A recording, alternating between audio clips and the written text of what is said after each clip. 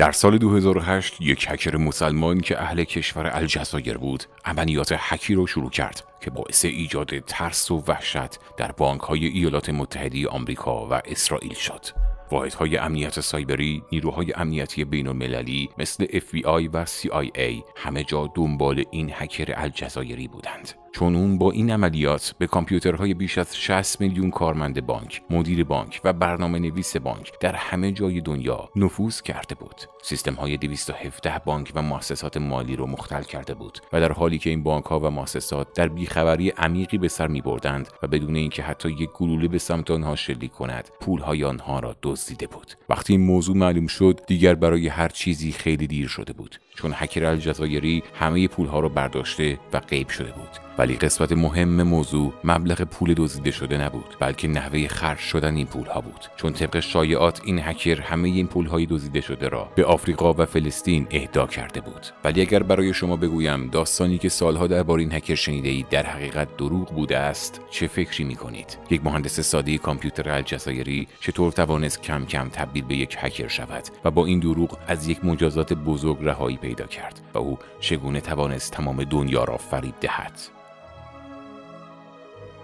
قبل از تماشای این ویدیو حتما عضو کانال بشید و دکمه زنگوله رو بزنید و با لایک کردن این ویدیو از ما حمایت کنید و در ادامه با کانال جعبه اسرار همراه باشید.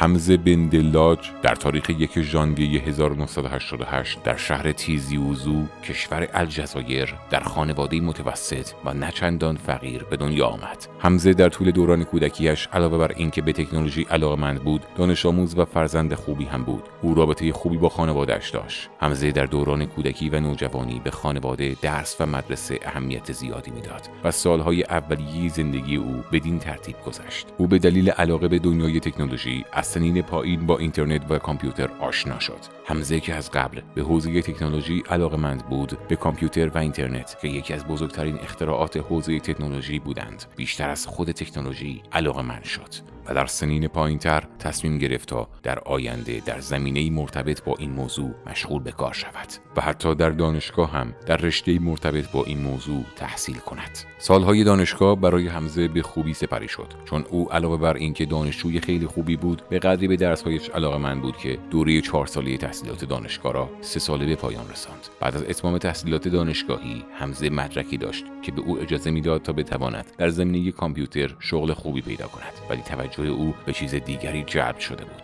حمزه نمیخواست فقط یک کارمند ساده باشد که در ساعات مشخصی سر کار برود و دوباره به خانه بازگردد. در طول 3 سال تحصیل در دانشگاه، هم پیشرفت تکنولوژی و هم تسلط حمزه بر اینترنت باعث شد تا او تبدیل به فردی شود که با جنبه‌های تاریک اینترنت درگیر شود. حمزه یک مهندس کامپیوتر کاربلد بود، همچنین برنامه‌نویسی هم بلد بود و برنامه می‌نوشت، ولی او در اوایل دهه 2000 بخش زیادی از وقت خود را در انجمن‌های زیرزمینی هکرها می‌گذراند و با تحسین نظاره‌گر پول‌هایی بود که این هکرها به دست می‌آوردند. آن سالها سالهای طلایی هکرها بود، چون که آنها آزادانه در اینترنت و دنیای واقعی فعالیت می‌کردند، چون هنوز در بعضی کشورها حتی مفهوم جرم سایبری وجود نداشت. هکرهای دستگیر شده یا به خاطر نبود قوانین مربوط به جرایم سایبری به مجازات‌های بسیار ساده و مسخره‌ای متهم می‌شدند و یا بدون اینکه اصلا مجازات شوند آزاد می‌شدند. آن زمان یک سری گروه هکری وجود داشتند که با پیدا کردن نقاط ضعف موجود در سیستم‌های بانکی، پول‌های بانک‌ها را می‌دزدیدند، یا گروه‌های هکری بودند که با ساختن و فرستادن ایمیل‌های جعلی برای مردم آنها را فریب می‌دادند. در آن روزها همه مدل مجرم سایبری که میتوان تصورش را کرد وجود داشت. اینترنت در آن سالها برای جرایم سایبری به معنی واقعی کلمه یک معدن طلا بود، معدن طلای بزرگی که حفاظی نداشت و ناامن بود. حمزه هم که این موضوع را فهمیده بود، وارد این دنیای تاریک شد. همچنین او قرار بود به هکری بزرگ و به یاد ماندنی تبدیل شود که حتی در حال حاضر هم اسمش در یادها مانده است. حمزه چند زبانه بود. او به 5 زبان یا بیشتر صحبت می‌کرد و برای درک بهتر اینترنت زبان انگلیسی و زبان روسی را هم یاد گرفته بود. حمزه همه چیز و حتی چیزهای خیلی زیادی بیشتر از آنچه که یک هکر به آن نیاز داشت را در اختیار داشت. به این ترتیب او تماماً وارد جنبه تاریک اینترنت شد. حمزه در ابتدای کار با سرقت‌های کوچک در اینترنت راه و روشش را یاد گرفت. او باید از سطح پایین شروع می‌کرد تا می‌توانست یک ویروس بزرگ بسازد، ولی نباید برای همه در سطح پایین می‌ماند. او اول با استفاده از ایمیل‌های جعلی و ویروس‌هایی که بقیه ساخته بودند، حساب‌های بانکی مردم را خالی می‌کرد. این کارها باعث به دست آوردن سرمایه برای او می‌شد و هم به او راه و روش انجام این کار را یاد می‌داد. همچنین موفقیت‌های او باعث می‌شد تا اسمش در سطح جهانی مطرح شود و صاحب احترام شود، ولی پول حاصل از این راه نباید چشم‌های حمزه را کور می‌کرد. حمزه نباید برای همیشه یک مهره کوچک باقی می‌ماند، چون هرچند او خود را مخفی کرده بود و به طور ناشناس از مردم دزدی می‌کرد، ولی عملیات دستگیری مجرمان معمولاً با دستگیری مجرمان کوچک شروع می‌شود.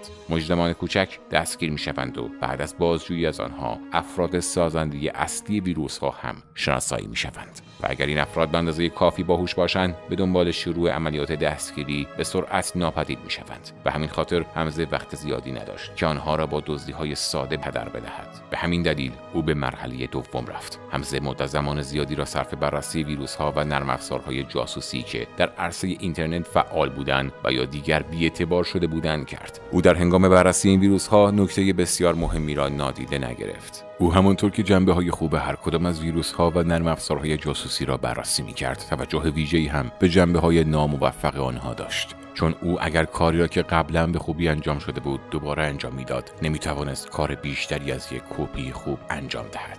به همین خاطر او روی اشتباهات و جنبه‌های ضعیف ویروس‌های آن دوره تمرکز ویژه‌ای کرد. آن زمان ویروس زئوس که از طریق ایمیل قابلیت پخش شدن داشت و حتی خود حمزه هم از آن استفاده می‌کرد، در عرصه اینترنت بسیار رایج بود. ویروس زئوس در قالب فایل‌هایی که به ایمیل‌های مشتریان جعلی پیوست شده بود، برای بانک‌ها ارسال می‌شد و به محض باز شدن آن فایل به سیستم نفوذ می‌کرد و هر چیزی که تایپ می‌شد را کپی می‌کرد. اطلاعات کارت‌های اعتباری، اطلاعات مشتریان، تایید کنش‌ها و حتی حساس‌ترین اطلاعات بانک‌ها توسط این ویروس کپی می‌شد. همه این اطلاعات از طریق یک ایمیل ظاهراً واقعی که حاوی ویروس زئوس بود به راحتی به سرقت می‌رفت. همچنین این ویروس به خوبی خود را پنهان می‌کرد و حتی جدیدترین آنتی ویروس‌ها هم نمی‌توانستند به راحتی آن را تشخیص دهند. ولی ویروس زئوس یک نقص داشت. وقتی این ویروس به سیستم نفوذ می‌کرد و حساب‌ها را خالی می‌کرد، اگر قربانی پشت کامپیوترش نشسته بود، تمام مراحل را می‌دید و وقتی حساب بانکیش را بررسی می‌کرد، متوجه وجود مشکلی می‌شد.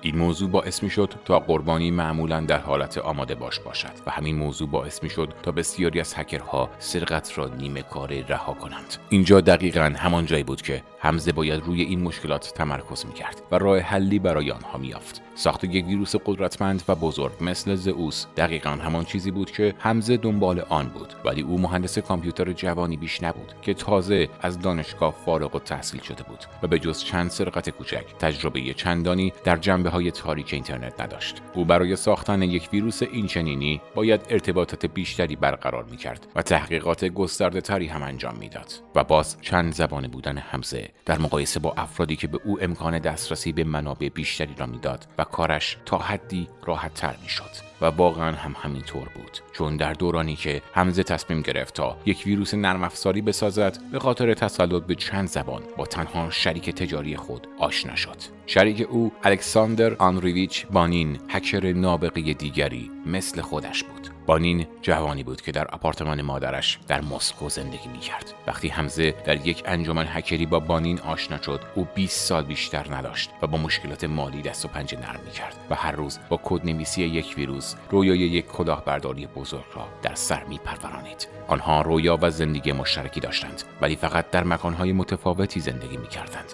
ولی آنها تصمیمی گرفتند که برای همیشه دنیای هکری را تغییر داد.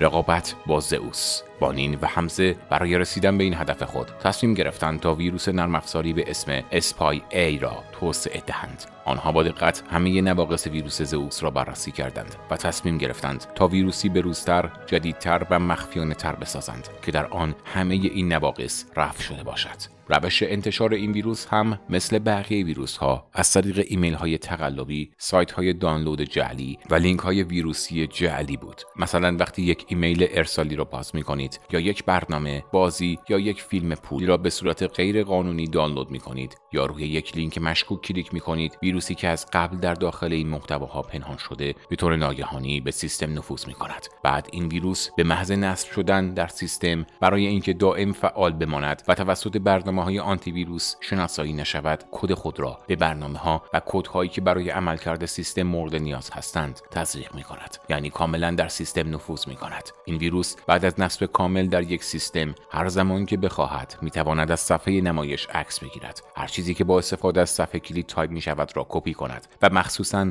نام کاربری و رمز عبورها را در نقاط ورودی ذخیره کند. ویروس اسپای ای برخلاف ویروس زئوس فقط برای حمله به بانک‌ها و مشتریان طراحی شده بود. حمزه و بانین در سال 2010 ویروس اسپای ای را که به مدت 2 سال آن را توسعه داده بودند به طور کامل وارد عرصه اینترنت کردند. شاید استفاده از این اصطلاح برای یک ویروس خنده‌دار باشد، ولی این ویروس در شبکه‌های تاریک اینترنت در انجمن‌های هکری مثل نقل و نبات به فروش می‌رفت، چون این ویروس طوری طراحی شده بود که فقط با یک بار آلوده شدن یک سیستم امکان سرقت تمام پول‌های یک بانک بدون کوچکترین زحمتی ممکن بود. ویروس اسپای ای با قیمت اولیه $500 عرضه شد و کسانی که برای خرید این ویروس $500 را خرج می‌کردند می‌دانستند با هزینه کردن این مبلغ می‌توانند صدها هزار دلار یا حتی میلیون‌ها دلار به دست بیاورند. به محض عرضه اسپای ای که در واقع رقیب و قاتل ویروس زئوس بود، این ویروس تبدیل به محبوب ترین موضوع انجمن‌های هکری شد. با گذشت زمان بانین و حمزه پول بیشتری به دست آوردند و بانک‌ها هم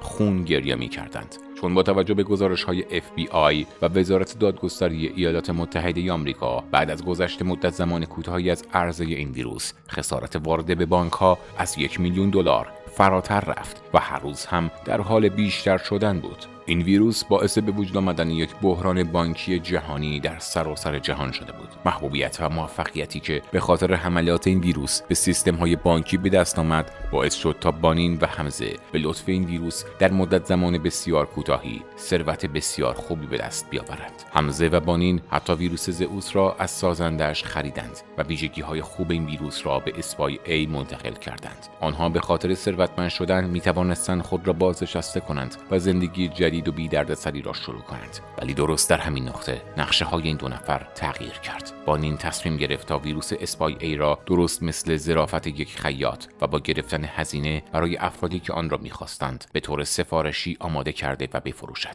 ولی حمزه چطور؟ حمزه که برای کمک به این کارها وارد عرصه شده بود، ناگهان تصمیم گرفت تا خودش وارد صحنه شود و عملیات هک را هم خودش انجام دهد. بلافاصله بعد از موفقیت این ویروس، حمزه به تنهایی وارد صحنه شد و در مجموع بیش از 1,000,000 ایمیل به ویژه به بانک‌ها و افراد مرتبط به بانک‌ها، مدیران، کارمندان، نیروهای امنیتی و نیروهای نظافتی در ایالات متحده آمریکا و اسرائیل ارسال کرد. او به تنهایی با ویروس اسپای ای 217 بانک را هک کرد و صدها میلیون دلار سرقت کرد. ولی سوال اینجاست که وقتی یک نفر با نوشتن کد یک ویروس به قدری پول اضافی به دست آورده است که بازنشسته شود، چرا دست به چنین حرکتی میزند؟ جواب این سوال 3 سال بعد معلوم شد. حمزه در 5 ژانویه 2013 در حالی که صاحب صدها میلیون دلار بود، به همراه همسر و دخترش با یک بلیت فرست کلاس برای گذراندن تعطیلات به تایلند رفت. ولی وقتی از هواپیما پیاده شد، یک اتفاق غیر منتظره در انتظار او بود. حمزه وقتی که منتظر ماشین لوکس و راننده‌ای بود که اجاره کرده بود، پلیس تایلند او را در فرودگاه دستگیر کرد. حمزه در یک لحظه غیر منتظره دستگیر شد. حمزه به طرف دختر و همسرش رفت. آنها را بوسید و در حالی که به دوربین‌ها لبخند می‌زد اجازه داد تا پلیس تایلند به دستانش دستبند بزند. همه چیز تمام شده بود. ولی حمزه را چطور دستگیر کردند؟ حمزه باهوش ولی بی احتیاط بود. او شاید در طول زندگی خود روی درس‌ها، خانواده، هکرها، ویروس نویسی و سرقت تمرکز کرده بود، ولی هیچ وقت روی حفظ حریم خصوصی خود تمرکز نکرده بود. به همین خاطر پیدا کردن حمزه که به مدت 3 سال در لیست یکی از افراد اصلی تحت تعقیب پلیس FBI قرار داشت، اصلاً کار سختی نبود. بعد از دستگیری حمزه خبری در کل اینترنت منتشر شد که او به خاطر فعالیت‌های مدنی و اهداف سیاسی به سرقت پول از بانک‌ها پرداخته بود. طبق این خبر حمزه بعد از ساخت ویروس وارد صحنه شد و 214 بانک را سرقت کرد و همه پول‌های سرقت شده را هم به فلسطین و هم به آفریقا اهدا کرد. این موضوع اولین بار توسط یک حساب کاربری ناشناس در توییتر مطرح شد و در مدت زمان کوتاهی تبدیل به یک رویداد جهانی شد و یک نکته خیلی مهم در این داستان وجود داشت. حمزه اهل کشور الجزایر بود و در الجزایر مجازات اعدام وجود دارد. یعنی اگر حمزه توسط مقامات پلیس به الجزایر استرداد میشد، در آنجا اعدام میشد.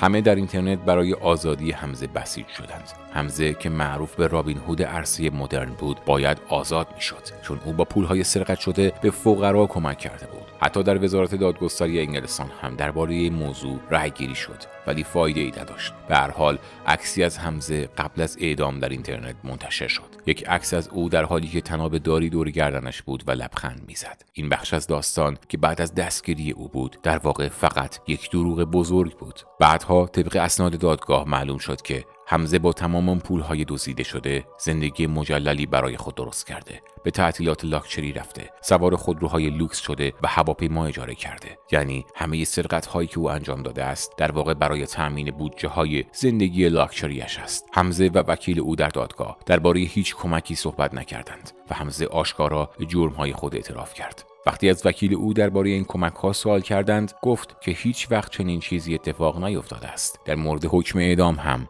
کنسولگری ایالات متحده در الجزایر اعلام کرد که جرایم حمزه در الجزایر از نوع جنایت‌های بزرگ نیستند و بنابراین مجازات اعدام برای او در نظر گرفته نمی‌شود. در واقع حمزه اصلاً به الجزایر استرداد هم نشد و در پایان داستان او فقط به 15 سال زندان محکوم شد. هرچند در حال حاضر داستان معروف حمزه ابن دلاج همچنان در بخش‌های مختلفی از اینترنت روایت می‌شود، ولی حمزه رابین هود نبود و هیچ مدرکی هم دال بر صحت این موضوع وجود ندارد. حمزه می‌خواست مردم را فریب دهد و مجازات خود را کاهش دهد، ولی در نهایت او هکری بود که به 15 سال زندان محکوم شد. اینجاست که میگن هر چیزی رو که در اینترنت می‌بینید باور نکنید. شما در مورد این شخص چه فکری می‌کردین؟